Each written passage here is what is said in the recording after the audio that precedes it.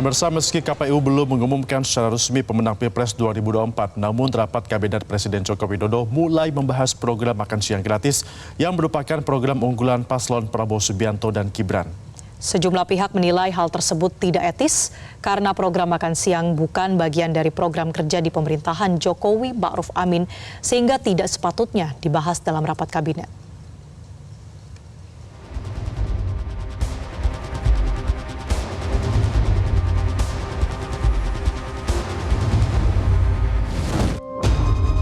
Hari Senin, semua menteri tampak datang di Kompleks Istana Negara Jakarta.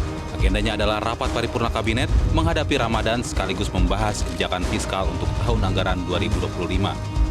Dari rapat paripurna ini, salah satu yang dibahas adalah program makan siang dan susu gratis yang menjadi program unggulan Capres-Cawapres nomor urut 2 Prabowo Gibran. Makan siang gratis di mana? Dia bahas APBN 2025. Apa ada pembahasan soal makan siang gratis? Tadi? Iya. Ada, saya lihat sepintas begitu ya, karena waktunya cukup singkat. Tidak dibahas secara detail. Kita hanya ada satu elemen yang itu juga menjadi program unggulan dari capres yang terpilih, dan itu tentu harus dihitung secara seksama sehingga bisa dideliver dengan baik. Karena sekali lagi, kalau tidak salah kan 83 juta ya yang akan diberikan makan siang gratis dan susu gratis, itu tentu secara nominal cukup besar. Pak, untuk yang program makan siang gratis tadi, anggaran kasarnya sudah ada belum, Pak? Untuk awalnya, Pak? Sudah ada, tapi kita masih bahas prioritas.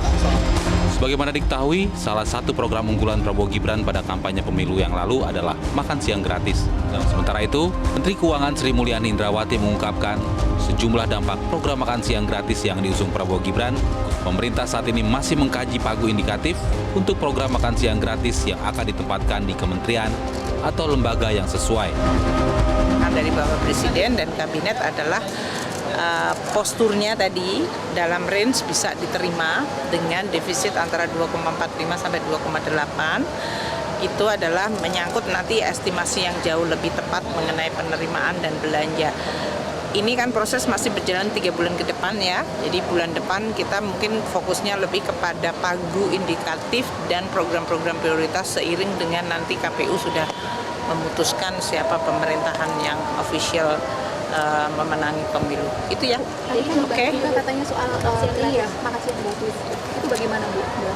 Kan ini nanti masih di dalam program, kalau detail ya kita lihat di dalam pembahasan mengenai pagu indikatif dari masing-masing kementerian lembaga. Nah, ini nanti kita lihat dari existing program dengan apa yang akan masuk baru, dan itu nanti akan dihitung dalam sebulan ke depan. Gitu ya. Bu, tadi berarti yang untuk defisitnya tadi kan sudah ada ratio, Bu. Itu sudah menghitung program makan siang. Semuanya harus sudah masuk di situ, nggak ada yang on top, gitu ya. Menteri Investasi Kepala BKPM Bahlil Lahadalia menegaskan bahwa pemerintah harus mengakomodir program paslon nomor urut 2 Prabowo Gibran.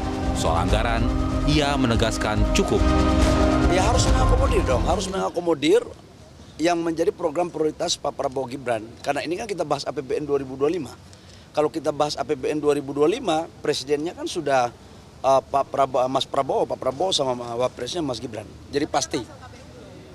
Ya kita antisipasi kan bulan depan.